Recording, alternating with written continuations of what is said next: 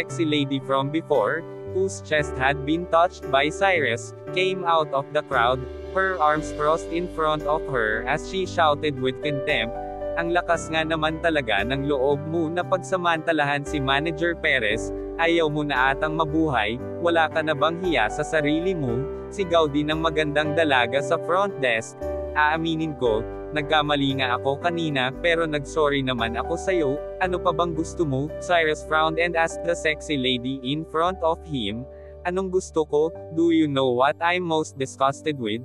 Ang mga katulad mong gusto akong manyakan, hindi mo ba alam kung sino ako? Take a look at your poor self. I feel sick when I think about what happened before." Galit na sigaw ng magandang babae kay Cyrus, "It's your own business kung nandidiri ka, labas na ako dyan, please, umalis kayo sa daan ko." Gusto ko nang umalis. Medyo galit na rin si Cyrus sa mga sinabi niya, na halata namang insulto sa kanya, kung kaya naman medyo matalas na din ang naging tono niya. "You want to leave?" The sexy lady smirked, then pointed to him and shouted, "If this matter isn't resolved today, then you can't live here. Kung ganun, how do you want to solve it?" Tinitigan ni Cyrus ang dalaga at mahinahong nagtanong, "You, lumuhod ka at humingi ng tawad sakin, then immediately get out of this building. If you do that, solve na ang insidenteng ito. If you don't, I'll send you directly to the police station." Malakas na sigaw ng magandang babae, "Oo nga, lumuhod ka at Magsorry kay Manager Perez." Mabilis na paghimok ng mga tao sa paligid. Cyrus stood in the middle of the crowd and looked very helpless. He didn't expect that this woman would go this far. Just because nahawakan niya ang dibdib niya, ay gusto niya nang paluhurin siya at humingi ng tawad. "Ano pang hinihintay mo, boy? Lumuhod ka na." Pang-iinsulto ng isang security guard. Nilainggan ni Cyrus ang security guard pero hindi nagsalita. Although mahirap lang siya, hindi ibig sabihin nun wala na siyang dignidad. "Miss Perez, what are you doing with these guards?" Just then, isang dumadagandong na sigaw ang biglang nanggaling mula sa likuran ni Cyrus. Everyone present was stunned after hearing this sentence.